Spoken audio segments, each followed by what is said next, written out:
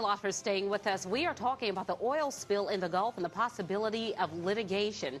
Joining us is Marlon Kimpson, who's an attorney with Motley Rice law firm. And also by telephone is Dr. Philip Dustin. He is a marine ecologist, a professor at the College of Charleston. He joins us by telephone. He is on Long Island right now. Thank you both very much for being with us. Good to be here. We know that BP has become more aggressive in its attempt to try to determine just how much oil is spilling into the Gulf. And Dr. Dustin, you were talking about this. You said a lot of what's happening right now is underwater, and we're actually not able to see. Well, that's exactly true. Most of the oil from the spill seems to be still underwater. And I'd like to add that BP became aggressive because academic scientists began to work with the Obama administration and came up with different estimates that have proven BP wrong. So it's really the academic scientists, the people from various universities around the country that have joined this whole issue to try to really get to the bottom of what's happening rather than a public perception of what's happening. And I think that's very important to note, that the scientists are now involved in it and watching it. Also, the Navy is involved. The Navy oceanographic ships are in the Gulf as well. You have actually been very helpful to us here at Newsmakers, Dr. Dustin, in providing us more information about what is happening right now. And Marlon, I do invite you to chime in at any point as we take a look at the possibility of litigation and the lawsuit that's already been filed. Dr. Dustin, give us an idea of what is happening right now as we take a look at some of the pictures of what's happening in the Gulf. Sure. The oil spill has grown from a problem to a catastrophic problem to beyond any imaginable environmental catastrophe. It's now something like 8 to 10 times the Exxon Valdez spill, and still growing every day, somewhere on the order of 1 million gallons a day or more. So until it stops, we're not really going to know the full extent. But there are two things happening. There's oil on the surface, and that's washing ashore and killing a lot of animals and coating ecosystems on shore. There's oil on the surface that's probably killing a lot of plankton and chasing the fish down into deeper water.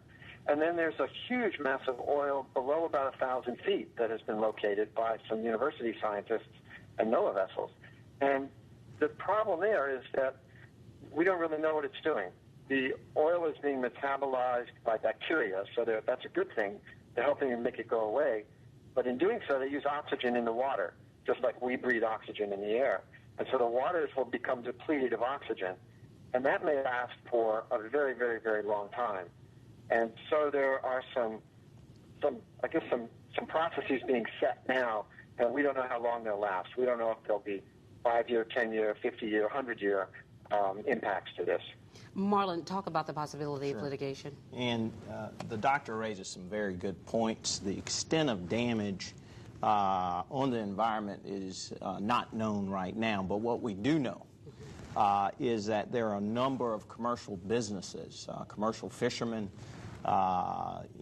businesses such as restaurants, bars, vacation lodging, who are going out of business. As I understand it, about 37% of the Gulf is shut down to commercial businesses for fishing.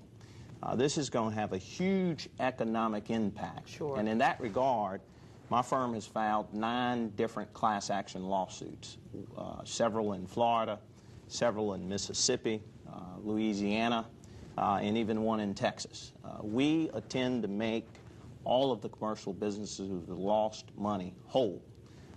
This is going to present some unique issues of first impression for courts as well. And what we intend to do is ask the MDL panel, which is a multi-district litigation panel that's going to be assigned to processing the cases that have already been filed, to appoint one judge who has time to deal with all of the various issues and broad scope of this massive, massive nightmare. If I could just for a moment piggyback on the doctor's observation that BP has continued to make misrepresentations from day one. The first day it was only 1,000 barrels of oil being spilled into the Gulf. Several weeks later we find out that there were 5,000 barrels of oil, and now their estimates as much as 60,000 barrels. 60,000 barrels is approximately 2.5 millions of gallons being spilled into the Gulf. Dr. Dustin, your reaction to that? Well, I would agree. And again, I think it's just because some very curious people got involved. The instruments that are being deployed are, in some respects, developed for science, for measuring currents and measuring particle movement in currents. The Rutgers University has deployed 2 drifters, and you can go to their website and see the data. It's all being made public. Everything that the academic community is doing is being made totally public through access on the web, whereas BP has kept all their information. Has BP had the ability to monitor the spill and to know exactly how much oil has been spilling into the Gulf? Have they had the ability to do that all along? And have they simply been lying to the public and to the government about what is actually coming out? You know, I think that would be very difficult, very, very difficult to comment until somebody pries into all the BP records. I mean, I know that this instrumentation has been available because we use it in Florida, and it's standard oceanographic instrumentation. So I know it's available, but I don't know whether or not they had sensors or not. You know, that's not for me to comment on. Sure, but you're saying that it is pretty standard. Oh, yeah. Yeah, the idea of acoustic Doppler measurement of particle movement is standard. What's tricky is there's a lot of gas involved, so you get bubbles as well as oil. And it's a very tricky thing to interpret, and it's not my specialty by any means. But sure. I know that a lot of that exists. Now, we're moving offshore. I don't think I'll lose you. But okay. Well, we will allow you to come back to us in just one moment. Meantime, we want you to stay with us as well as we continue our discussion about the oil spill in the Gulf. We are speaking to Dr. Philip Dustin of the College of Charleston and Marlon Kimpson of the Motley Rice Law Firm. Stay with us.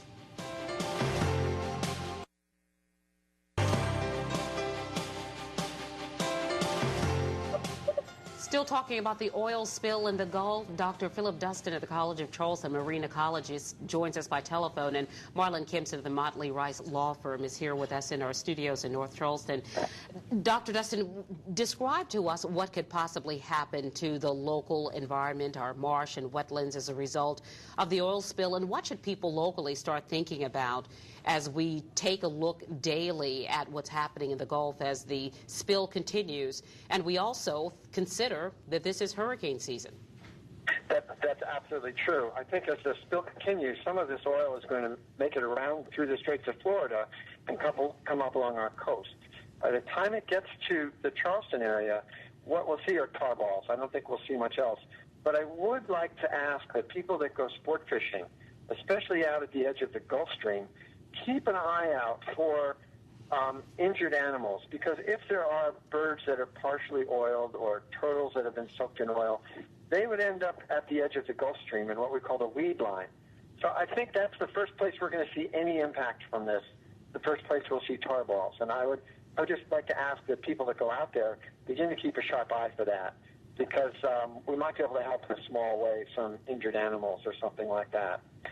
If we have a hurricane, what will happen, if it comes into the Gulf, it'll pick the oil up off the surface, because hurricanes will mix down to maybe 100 or 150 meters sometimes. And a lot of that oil will come to the surface and be picked up in the hurricane and blown inland. Okay. And so we'll have an oil spill on land as well as an oil spill in the water. Wow, and, that's something to consider. Who knows the extent of that. Where are we right now with the lawsuit, Marlon? Well, there will be a hearing on all of the cases that have been filed. To date, there are thousands of cases. I can't really give you an exact number. I know we have filed 9 different class actions. And the object will be to get this mass consolidated effort to hold BP and other defendants. We haven't mentioned Halliburton, who was an operator and provided support for BP.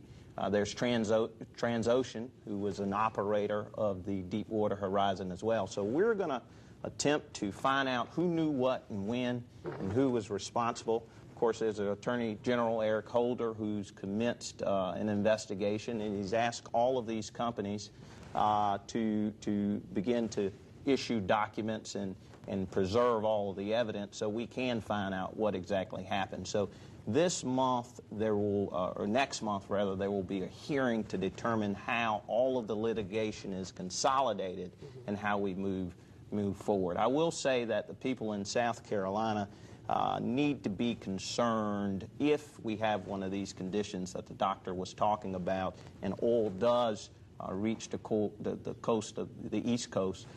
Keep your documentation related to your commercial businesses, because one of the things we're finding with our clients is when they get a cancellation for a hotel rental or they've lost money because they can't fish, we have to provide that evidence in court to show that what their damages are. So the lawyers are going to be looking out for those cases, and we'll continue to prosecute the cases we have already filed elsewhere. All right. Thank you very much. We appreciate your time. Marlon Kimpson of the Motley Rice Law Firm. And by telephone from Long Island, thank you so much, Dr. Philip Dustin of the College of Charleston and Marine Ecologist. I look forward to talking to you more when I get back. Absolutely. Thank you so much, sir.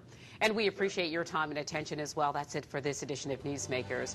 If you have an idea for a segment, I'd like to know about it, you can contact me at newsmakers@comcastc2.com, or you can call me at 266-2828. Again, thank you for your time. Enjoy the rest of your day.